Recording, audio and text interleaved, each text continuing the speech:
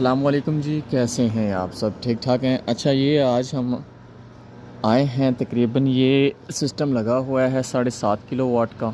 ठीक है, 4 पैनल की एक लेंथ है ऊपर, मतलब कि 8 पैनल ऊपर लगे हुए हैं और तकरीबन कोई 5 पैनल नीचे लगे हुए हैं। और ये है मेरे ख्याल से जिनको मैं यहाँ से आपको दिखा भी देता हूँ।